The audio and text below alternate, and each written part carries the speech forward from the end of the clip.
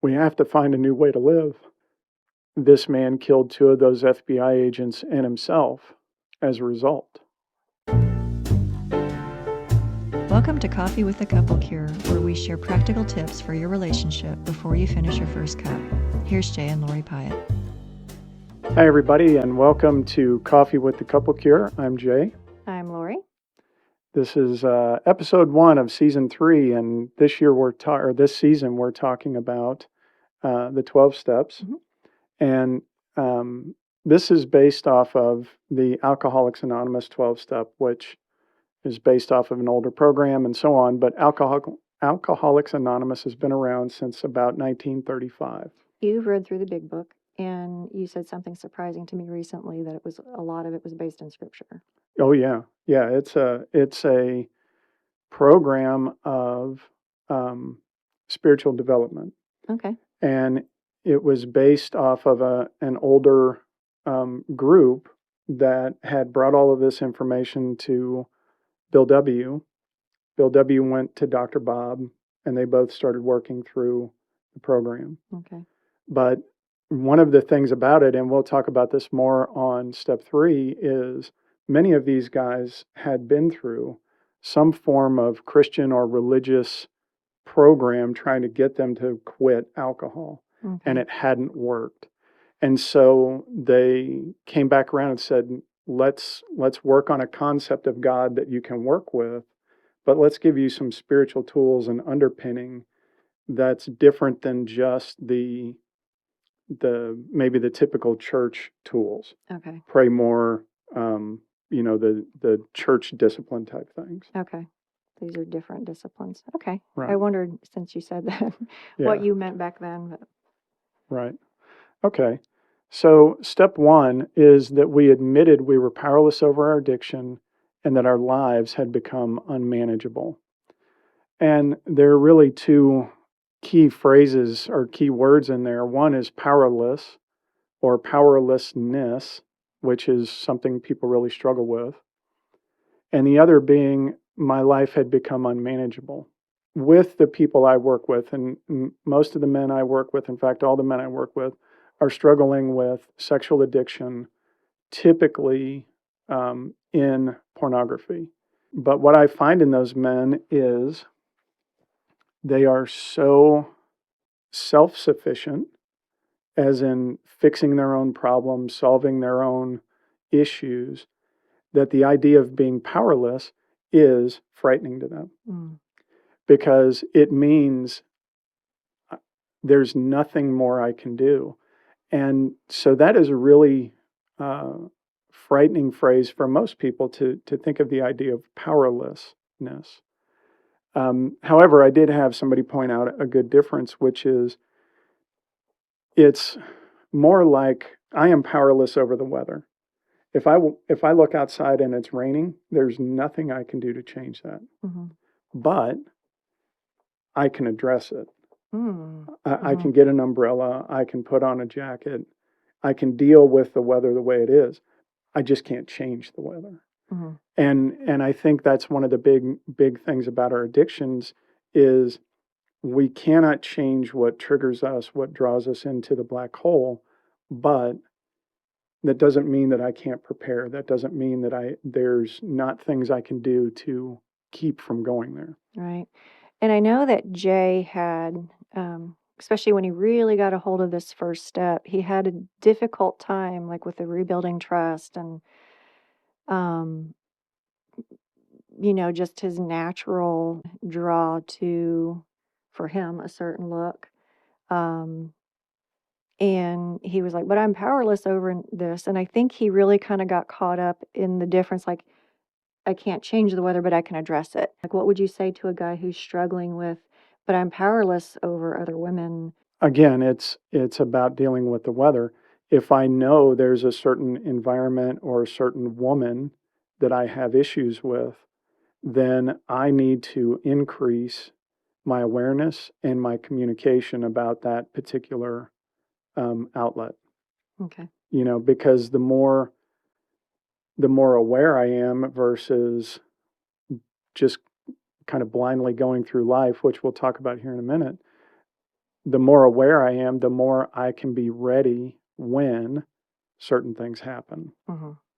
The more I'm willing to talk about either interactions with a particular woman or a particular type of woman, the less I'm carrying with me throughout the day. So my sensitivity of it changes the more I'm willing to process through it. Okay. Also, reflecting back on my interactions with people in AA, they know that there are just some things they can't have in their house. That's the way that they address being an alcoholic. That's how they stay sober. They can't keep certain types of medicines in their house. They cannot keep certain types of mouthwash in their house. Even some of them at the grocery store, they'll go way around the alcohol section in order to not have to walk by it. Right. And just like Lori was saying, there's certain things we don't allow into our lives. We don't have cable. Yeah. So, there is an idea of reducing the outlets. So, one way I describe it to people is I have a disobedient dog in me. When I let that dog outside, even if I have a fenced in yard, that dog is going to look for holes in the fence. And it's up to me in my sober moments to ask for help, to seek help, to block as many of those holes as I possibly can. Now, if there's a hole there that has to be there, I have to carry a smartphone for my job, something like that, then there's, just a greater degree of accountability, a greater degree of paying attention, which would be like for the dog moving the hole higher up on the fence. It's got to be there, but it doesn't mean I have to make it easy for him to get into. Right. And the way Jay does this, he doesn't carry a smartphone. He carries a dumb phone that looks like a smartphone. Yeah. He limits his surfing on the net. He also limits how many images he sees because this is a very visually wired addiction. So tell him about your guide. Yeah, I have a guide that you can get on my website, porniskillingme.com. That free guide helps you to change settings on your browsers so that you have fewer images to deal with.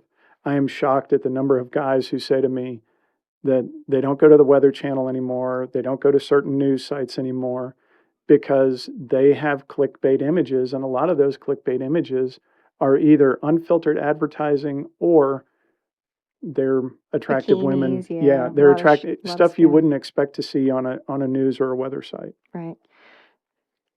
Do you have more as far as points? 'Cause Yeah. Okay, I'll wait till the end then. So the other part of this is my life is unmanageable. For the word unmanageable, change that to unsustainable. So when we talk about whether or not something is sustainable or unsustainable, it means, can I do this for a long period of time? My life was unmanageable when I was using because I was constantly lying to Lori. I was potentially exposing myself to losing my job.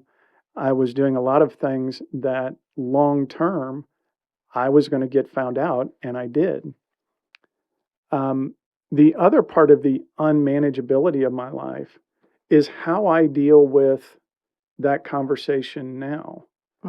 Because there are many things that I have done in the interaction between me and Lori: defensiveness, Deflection, deflection, shifting. more lies. Those behaviors are really damaging to the relationship, and continuing in them long term is painful to Lori and potentially is going to completely destroy the relationship. So it's not just my life was unmanageable while I'm using, but all of the things underneath. Once I let go of my addiction, what is still unsustainable or unmanageable in my life is how I deal with other people. And That's a big part of what the next 11 steps are about, Mm. is how do I make my life more sustainable? How does it become more manageable? And that is through a program of spiritual growth. And uh, one thing that I really like from the Narcotics Anonymous book. So the Narcotics Anonymous book was the second book to really bring the 12 steps to a group of people, and they tell things a little bit differently. But what they present, and I love this line, although it's a hard line to hear. There seems to be this alternative: either go on the best we can to the bitter ends, jails, institutions, or death, Mm. or we have to find a new way to live.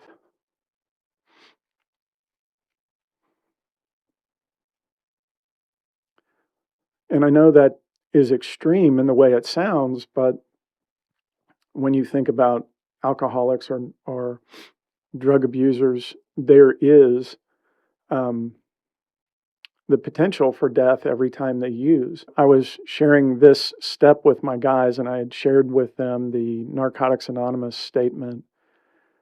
And when people think, well, porn can't possibly kill you, there was that day a news article of a man in Florida who was being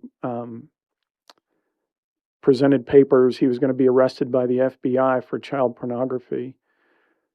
This man killed two of those FBI agents and himself as a result.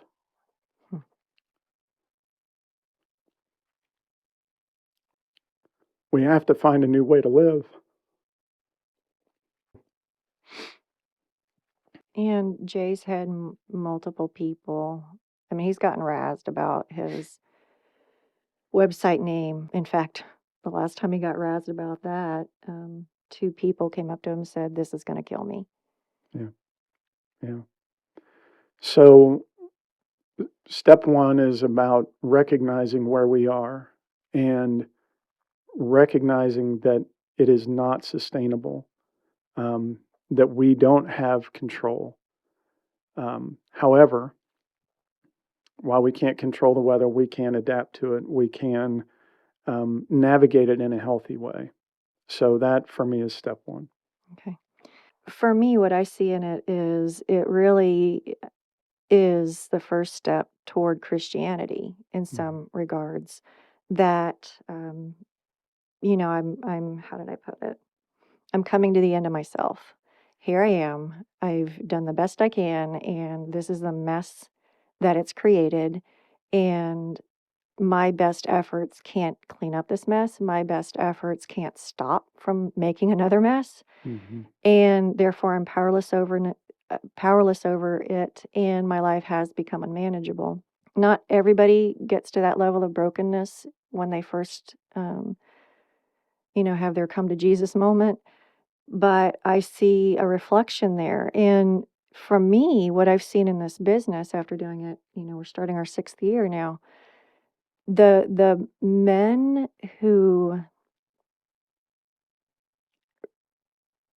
men who stand to lose everything, or who almost lost everything, are really the ones who um, are more broken by it. Like, the way I see it is, imagine somebody who's done drugs before, or who realizes that alcohol will ruin them. It's like it's poison. Like, you could shove it in front of me. I am not going to take it because there might be a draw to it, but I am not going to take it. I'm not going to ingest it. I'm not going to shoot it into my veins because I know it's poison. Other people might be able to do it and not have an issue with it. But for me and my system, it's poison. And that's those guys who come into our program with a porn addiction or a sex addiction, those guys who see it as poison are able to, like, put it somewhere and go, you're poison. You might be cute, you might be wearing a bikini, but girl, you're poison for me, and I have to turn away because I know where you'll lead. It's the guys whose lives have truly become unmanageable that end up saying that. Yeah, yeah, I agree. And we'll get into in the next step, step 2, we'll talk a little bit more on some of the mentality that we need help with. Mhm. Also on YouTube, if you feel like this is information that could help other people, then subscribe and hit like, and also hit the notification bell, because I think it takes all of those 3 things before YouTube will start pushing it out to other people. Well, thanks everybody. We'll see you in the next episode.